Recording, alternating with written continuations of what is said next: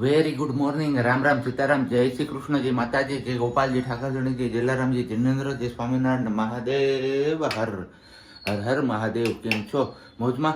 તો વાંધો નહીં બાપલે, બિલકુલ મોજમાં રહેવાનું છે. વાયગવામાં છે અત્યારે 7:05:06, 7:06, 6:30. અને બસ નાહીને ફ્રેશ થઈ ગયા છીએ આપણે, અને ચા પાણી મૂકી દીધું છે ઓલરેડી. કારણ કે ગઈકાલે આપણે દૂધ લેતું આવવાનું હતું પણ ભૂલાઈ ગયું હતું.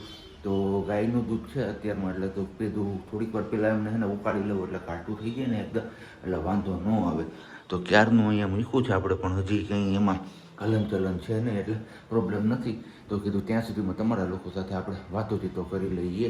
અને મેઘરાજાનું હવે રાઉન્ડ ફરીથી ક્યારે શરૂ થશે એ કાંઈ આઈડિયા આ હોય તમને કોઈને તો કહેજો. કારણ કે અહીંયા તો અમારે હમણાં ન્યૂઝપેપરમાં મેં વાંચ્યું હતું કે કૃષિ યુનિવર્સિટીમાં નિષ્ણાતો બધા ભેગા થયા ને એમણે એવું કીધું હતું કે 31 જુલાઈ પછી રાઉન્ડ શરૂ થશે ફરીથી વરસાદના. ત્યાં સુધી વરસાદ છે નહીં. તો જ્યાં પડી ગયો છે ત્યાં પડી ગયો છે, જ્યાં નથી પડ્યું ત્યાં હજી કોરું ધાકોડ જ છે. અને જ્યાં પડી ગયો છે એમને વાવણી કરી લીધી છે. હવે એમને પાછી પાણીની જરૂરિયાત ઊભી થશે તો એ લોકો પાણી કેવી રીતે આપશે? હવે એ બધા પ્રશ્નોનો આમ કહીએ ને ગૂંચવાડો થઈ પડ્યો છે, પણ કંઈ નહીં, એ તો ઉપરવાળાએ જોવાનું છે. આપણે આપણું કામ કરવાનું, બાકીનું બધું ઉપરવાળા ઉપર છોડી દેવાનું છે, એમને શું કરવું ને શું ના કરવું. અને બીજી વાત એ કે આટલો વરસાદ પડ્યો છે ને, ધરા હજી ઠંડી થઈ નથી એવું મને લાગે. કારણ કે કાલ રાતે જ પેલું પંખો બંધ કરી અને ખાલી એસી રાખ્યું હતું, અને એ પણ નોર્મલ ટેમ્પરેચર ઉપર 28 ઉપર, તો પણ બફારો થતો હતો. એટલે કીધું આમાં શું થાય ને એ ખબર નથી પડતી. પણ કંઈ નહીં, સારા દિવસો આવી જશે, રાહ જોવી પડે થોડી, બીજું તો શું હોય. બાકી આપણા હાથમાં તો કંઈ છે નહીં કશું. તો ફટાફટથી હવે પેલા આપણે ચા પાણીને એવું બધું મૂકી દઈએ, અને સાથે સાથે પછી આપણે જે દીવાબત્તીને કરવાનું છે એ પણ કરી લઈએ. કારણ કે હજી ભગવાનને આપણે જગાડ્યા નથી. બેકગ્રાઉન્ડમાં તમને દેખાતું હશે મંદિરની લાઈટો હજી આપણે ચાલુ નથી કરી, અને ડાયરેક્ટ પેલા તમારા લોકો સાથે આપણે રૂબરૂ થઈ ગયા છીએ. તો ભગવાનજી પણ કહેતા હશે કે આજે આને કેમ આમ. તો બસ કંઈ નહીં, ચાલો હમણાં ફટાફટથી આપણે મળીએ છીએ રસોડામાં. એકવાર પરિવાર આટો મારી આવું કે દૂધમાં શું છે, અને પછી ભૂકી ખાંડ ને એવું બધું એડ કરીને આપણે આ રૂમમાં ફરીથી આવી જઈએ. ત્યાં સુધીમાં તમે લોકો એ વિડીયોને લાઈક ન કરી તો લાઈક કરી દેજો, ચેનલ ઉપર ન હોય તો ચેનલને સબસ્ક્રાઈબ કરી દેજો, અને સાથે સાથે બેલ આઇકન પણ પ્રેસ કરી દેજો. તો આ જો ગાયના દૂધ ન હોય ને એટલે આમ કહીએ ને કે પેલું આછો જ લાગે છે.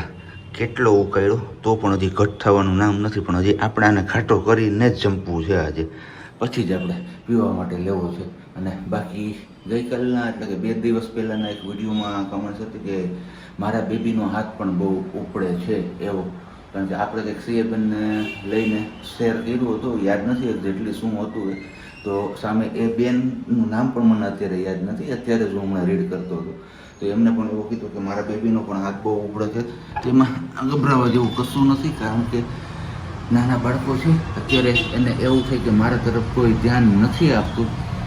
હું જે કહેવા માગું છું એ કોઈ સામેવાળો વ્યક્તિ સમજતા નથી. સમજવાની મીન્સ તો એમને એવું ફીલ થાય કે મને ઇગ્નોર કરે છે. એમના હિસાબે એ બધું એમનું થતું હોય છે, પણ ટેન્શન લેવાની કશી જરૂર નથી. એ જેમ જેમ મોટું થશે ને બાળક, એમ એમ એ બધું આદત એમની છૂટતી જશે અને નોર્મલ થઈ જશે. અમને પણ એવું જ કીધું છે, ત્યાં કોણે કીધું હતું વોટ્સઅપ પર, કે એમાં ગભરાવા જેવું નથી જરૂર. કારણ કે એમની એક બેબી હતી, બેબી પણ સેમ આ જ કરતી, અને અત્યારે હવે એક નાનો બાબો છે તો કે નાનો બાબો પણ સેમ આ જ કરશે. એટલે એ એમનો અમુક ફેઝ હોય છે, એ ફેઝ પૂરો થઈ જાય ને પછી પાછું હતું એવું ને એવું નોર્મલ થઈ જતું હોય છે. એટલે ગભરાશો નહીં તમે પણ, અને અમે પણ નહીં ગભરાય. અને બાકી હવે અહીંયા જોઈએ છે આ કેટલી વાર લગાડે છે ચા આપણો આજે. ને ચા પાણીને બધું પીવાઈ ગયું છે. અને ગઈકાલે આપણે એક રીલ્સ બનાવી હતી એક સોંગ ઉપર, પાઘડી તારી પડવા નહીં દઉં કોઈના પગમાં, તારા જેવો પ્રેમ બાપ કોણ કરે આ જગમાં. એવી રીતના હતું સોંગ. અને એ સોંગ ઉપર રીલ બનાવી તો એ સોંગના શબ્દો હજી છે ને આમાંથી નથી જતા. કારણ કે એ સોંગ જ કંઈક એવું છે કે સાંભળો ને એટલે આંખમાંથી આંસુ આવે ને આવે. તો હું બસ ટ્રાય કરું છું એ કે નીકળી જાય આમાંથી એ. કારણ કે એ જ્યારે સોંગના શબ્દો સામે આવી જાય છે ને મગજમાં, એટલે ન હોય એવા વિચારે મગજ ચડી જાય છે, અને પછી ન હોય એવું વિચારવાનું થઈ જાય છે ચાલુ. તો ખબર નહીં કેમ આવો જ નિયમ છે કે હંમેશા દીકરીને જ સાસરે જવાનું હોય છે.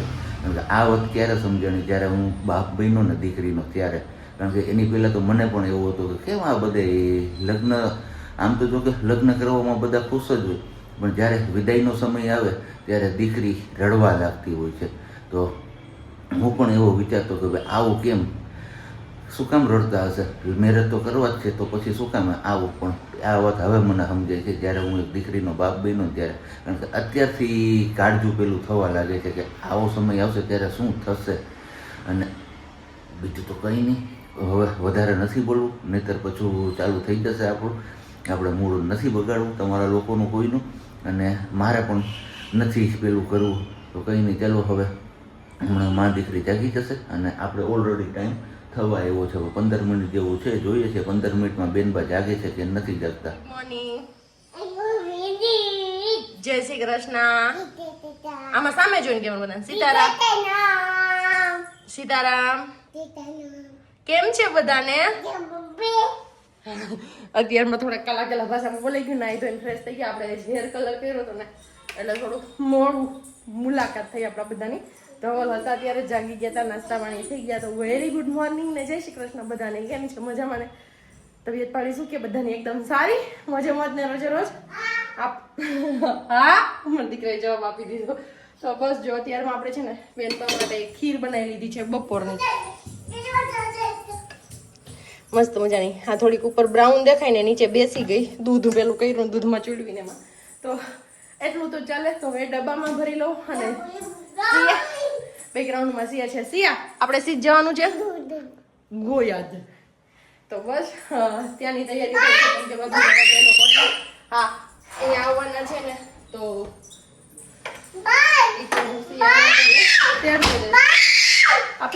અવાજ નહીં કરવાનો. હા, બહાર હમણાં જઈએ.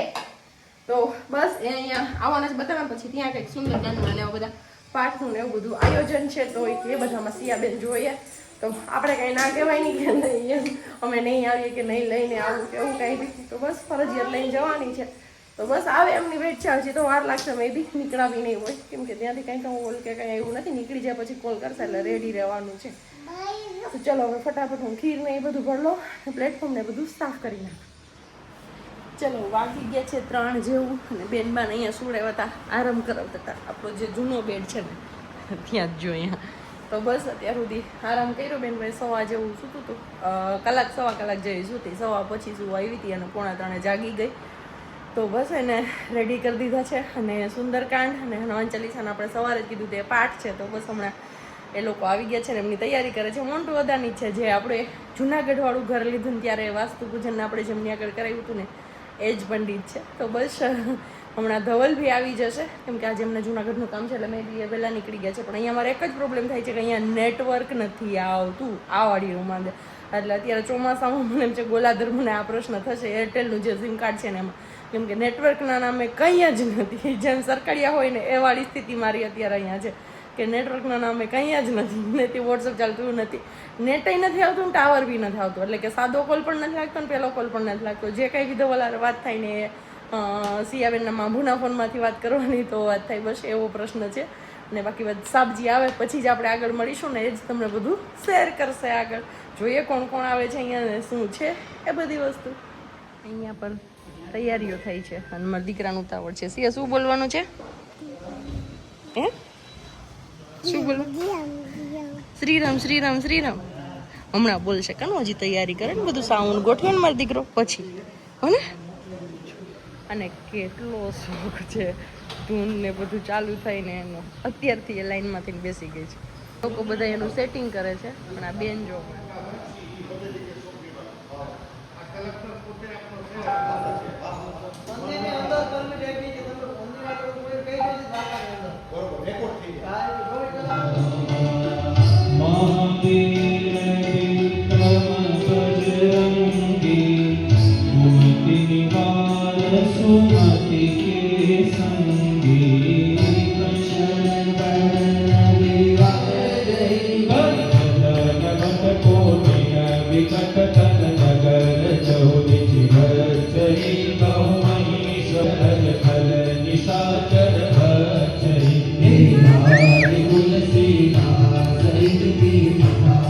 મને કહેશ કે તું તારી પડે વિડીયો શૂટ કરું છું અહીંયા નાની માં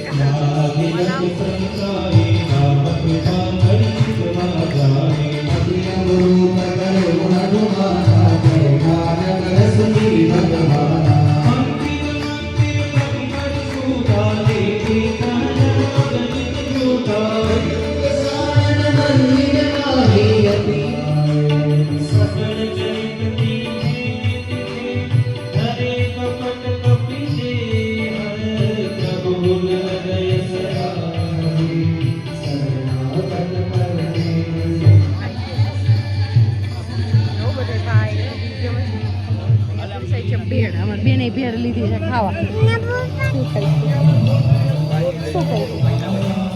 ભેળ બાળકોને જમાડે છે ને એમાં અમારે બેને જમે છે મને શું ભેળ ખાઈ છે બટુક ભોજન ચાલે